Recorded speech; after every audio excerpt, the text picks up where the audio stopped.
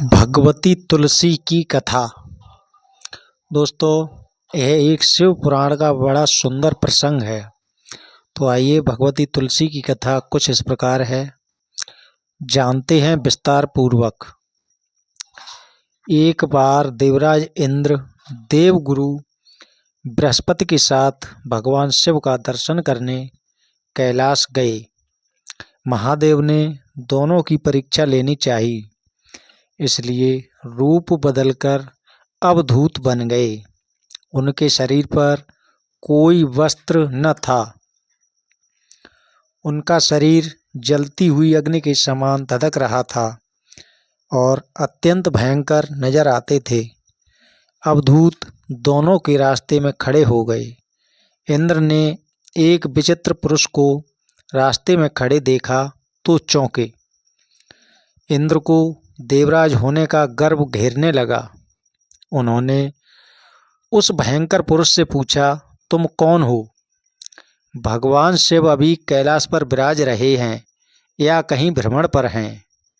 मैं उनके दर्शनों के लिए आया हूँ। इंद्र ने कई प्रश्न किए, लेकिन वह पुरुष योगियों के समान मौन ही रहे। इंद्र को लगा कि एक साधारण प्राणी उनका अपमान कर रहा है।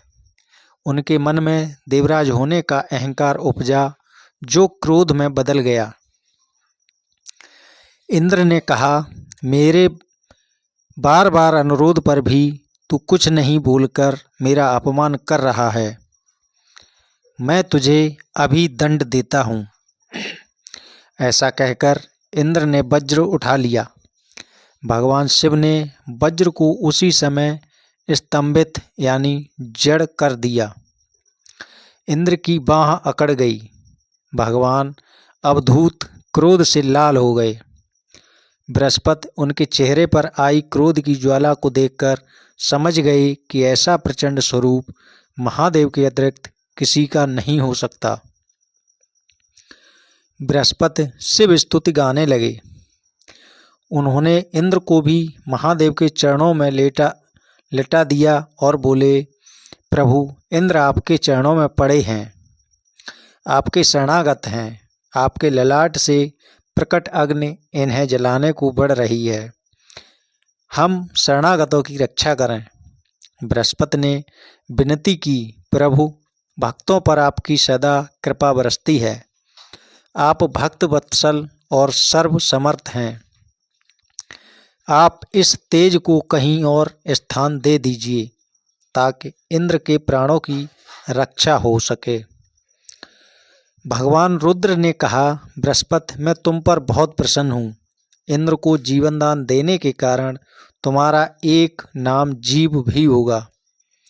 मेरे तीसरे नेत्र से प्रकट इस अग्नि का ताप देवता सहन नहीं कर सकते, इसलिए मैं इसको बहुत दूर छोड़ूंगा।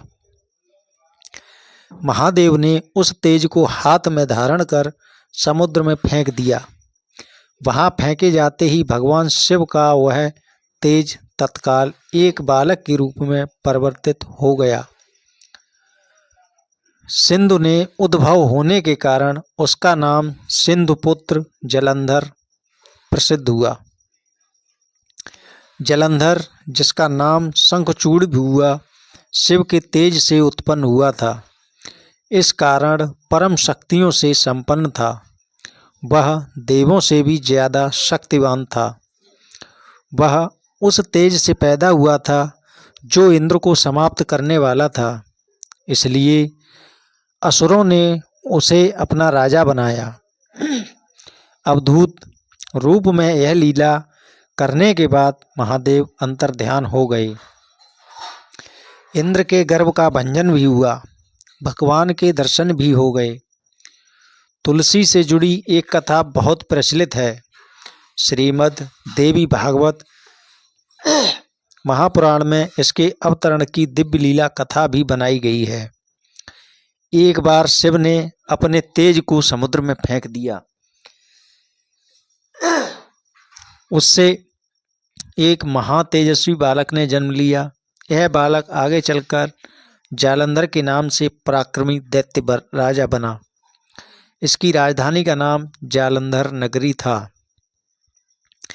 दैत्यराज कालनेमी की कन्या वृंदा का विवाह जालंधर से हुआ। जालंधर महाराक्षस था। अपनी सत्ता के मद में चूर उसने माता लक्ष्मी को पाने की कामना से युद्ध किया, परंतु समुद्र से ही उत्पन्न होने के कारण माता लक्ष्मी ने उसे अपने भाई के रूप में स्वीकार किया।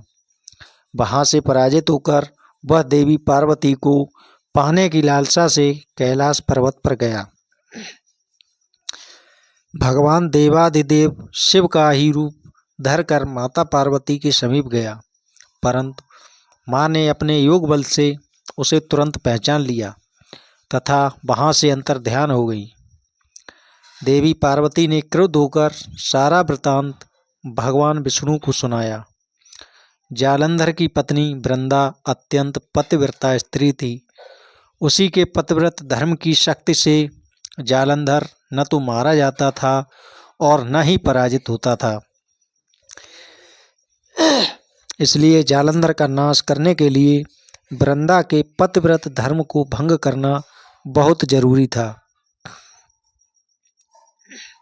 इसी कारण भगवान विष्णु ऋषि का वेश धारण कर वन में जा पहुंचे, जहां वृंदा अकेली भ्रमण कर रही थी। भगवान के साथ दो मायावी राक्षस भी थे, जिन्हें देखकर वृंदा भयभीत हो गई। ऋषि ने वृंदा के सामने पल में दोनों को भस्म कर दिया। उनकी शक्ति देखकर वृंदा ने कैलाश पर्वत पर महादेव के साथ युद्ध कर रहे अपने पति जालंधर के बारे में पूछा। ऋषि ने अपने मायाजाल से दो बानर प्रकट किए। एक बानर के हाथ में जालंधर का सिर था तथा दूसरे के हाथ में धड़। अपने पति की यह दशा देखकर वृंदा मूर्छित होकर गिर पड़ी। होश में आने पर उन्होंने ऋषि रूपी भगवान से विनती की कि वह उसके पति को जीवित करें। भगवान ने अपनी माया से पुनः जालंधर का सिर धड़ से जोड़ दिया, परंतु स्वयं भी वह उसी शरीर में प्रवेश कर गए। वृंदा को इस छल का जरा आभास न हुआ। जालंधर बने भगवान के साथ वृंदा पतिव्रता का व्यवहार करने लगी, जिससे उसका सतीत्व भंग हो गया। ऐसा होते ही वृंदा का पति जालंधर युद्ध में हार गया। इस सारी लीला का जब वृंदा को पता चला तो उसने क्रुद्ध होकर भगवान विष्णु को शिला होने का श्राप दे दिया तथा स्वयं सती हो गई। जहाँ वृंदा भस्म हुई वहाँ तुलसी का पौधा उगा। भगवान विष्णु ने वृंदा से कहा, हे वृंदा, तुम अपने सतीत्व के कारण मुझे लक्ष्मी से भी अति प्रिय हो गई। अब तुम तुलसी के रूप में सदा मेरे साथ रहोगी। जो मनुष्य भी मेरे शालिग्राम के रूप में तुलसी का विवाह करेगा, उसे इस लोक परलोक में विपुल यश प्राप्त होगा। जिस घर में तुलसी होती है वहाँ यम के दूत भी असमय नहीं जा सकते।